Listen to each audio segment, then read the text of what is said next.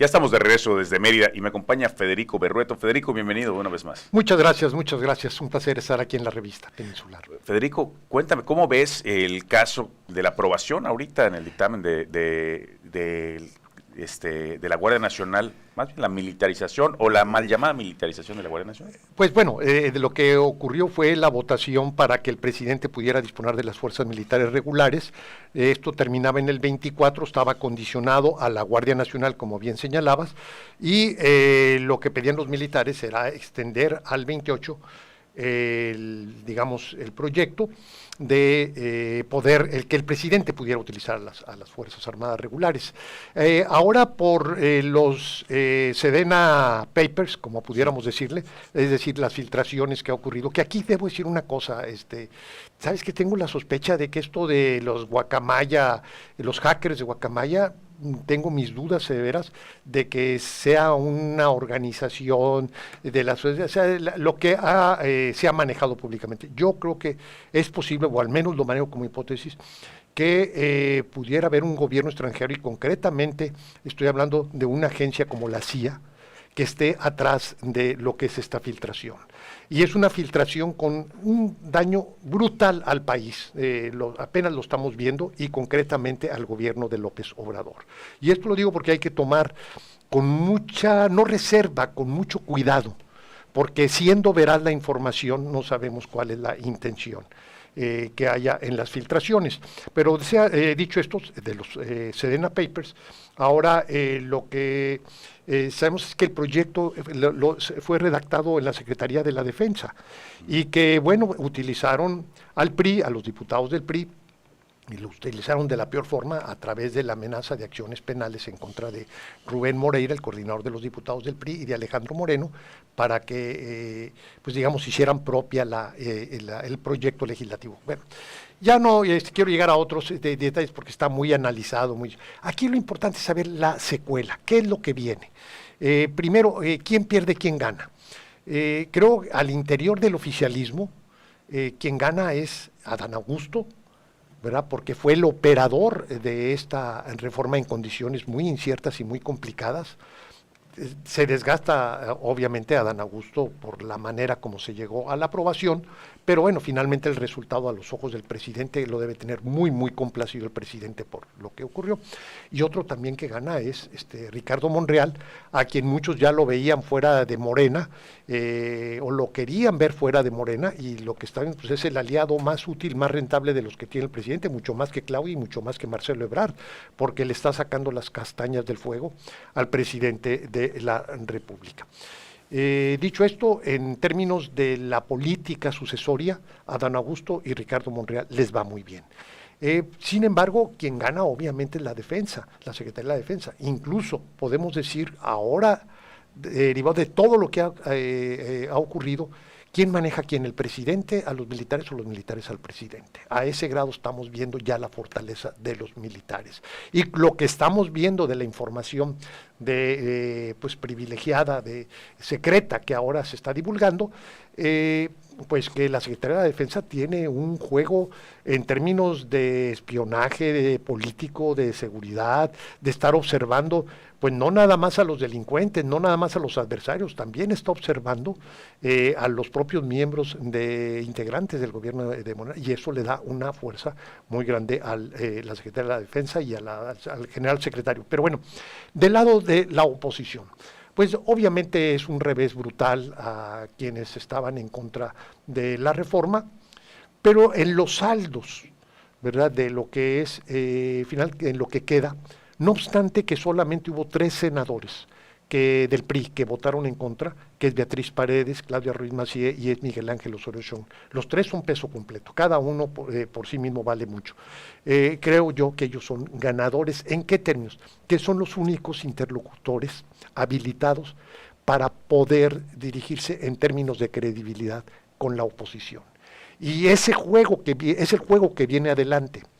El juego del PRI entregándose a Morena, pues es el juego del perdedor y ya pues seguramente de la desaparición del PRI. El juego del PRI aliándose con los demás partidos de oposición es lo que le da una posibilidad de contienda.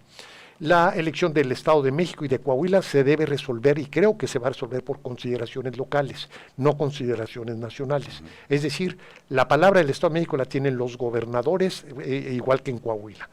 Y al ser esto como tal, bueno, es posible que sí tengamos una alianza opositora, tanto en Coahuila como en el Estado de México, y las dos pueden ganarle a Morena, que esa es la parte relevante. No sabemos todavía, pero bueno, en la aprobación lo que sí creo es que esta decisión de Claudia, de Beatriz y de Miguel Ángel, ¿verdad? Creo que es una decisión estratégica que hace que ellos queden habilitados precisamente para construir la siguiente etapa, que es la coalición opositora. Oye, Federico, dentro de todo esto, bueno, me llama mucho la atención y al pasar de los años, antes las alianzas eran el PRD, PAN, todos, pero contra el PRI, ahora todos contra Morena, ¿no? Pero bueno, así van cambiando. Pero te quería, ese jugueteo, ese juego que trajeron los senadores priistas, unos votan a favor, otros votan en contra, con quién va cada uno. ¿Puede ser un juego interno del propio partido o realmente hay una fractura? Mira, yo creo que hay de las dos cosas, ¿verdad? O sea, digamos, tú ves el voto de ciertos senadores y es un voto estratégico. Por ejemplo, el de Manlio Fabio, a través de su hija, pues es un voto estratégico, no es un voto de intimidación, es un voto, algo está viendo Manlio Fabio. Que son dos votos, el de Oñorbe también. Sí, Añorbe. Que es muy cercano también a Manlio Fabio, tienes toda la razón. Y así podemos hablar de varios casos. Claudia, Jorge Carlos, oye, de los yucatecos. Pues ya se quedaron sin senadores. Se quedó sin senadores de oposición, ya todos son de la 4T. Así es, pero fíjate una cosa, que cada vez es más evidente, te lo debo decir, que Yucatán es aparte, es casi como otro país. Yo creo que el sueño independentista en Yucatán ahora está ocurriendo, porque, y además de manera virtuosa, porque lo mejor está ocurriendo en Yucatán. Lo mejor es las tasas de crecimiento, lo mejor es el consenso que hay al interior entre autoridades, etcétera. Lo mejor en términos del crecimiento económico que se está dando, es un atractivo para toda gente venirse ahora acá a Yucatán, y lo mejor también en términos de seguridad pública. Y esto hace que verdaderamente, a mí me llama la atención que teniendo estos activos, ¿verdad?, los dos senadores, ¿verdad?, se entreguen justamente a quien está haciendo muy, muy mal su trabajo. La verdad es que era para que los senadores cerraran filas con Vila, con Renan, o sea, quisieran una suerte de coalición plural a favor de Yucatán, y no se van del lado equivocado, pero bueno, ya es cosa de ellos y corresponderá al cálculo personal. Oye, pues te agradezco mucho, Federico. Nada más para terminar, estos Sedena Papers de los que mencionas, que han estado, hoy sí que en boca de todos, al tener como teoría que pudiera estar la CIA detrás de esto, sería respondiendo a todo lo que ha dicho el presidente también de la Unión Americana, ¿no? No, más, o sea, que eso, es para se ha ido, sin duda alguna. O sea, sería una respuesta, por eso hemos pensado también eso, ¿no? Sí, porque el presidente se ha ido por lo de la ¿cómo se llama? La Estatua de la Libertad, y que hay que quitarla, y cosas que no tendrían por qué. Pero sí, eso cuenta, pero más que eso, es la amenaza que está representando para la, digamos, estabilidad regional. Es más una cosa de seguridad nacional, y creo que sí están viendo al gobierno de Andrés Manuel López Obrador como una amenaza a la estabilidad regional, y concretamente la colusión del poder político con el narcotráfico.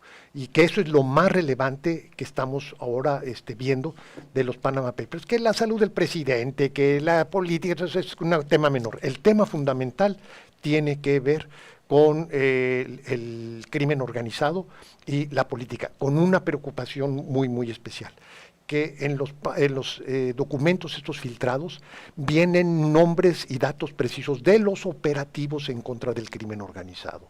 Y eso en manos de criminales, verdaderamente, pues es una pésima noticia, porque pues finalmente quien se juega la vida enfrentándolos, ¿verdad?, ahora quedan exhibidos.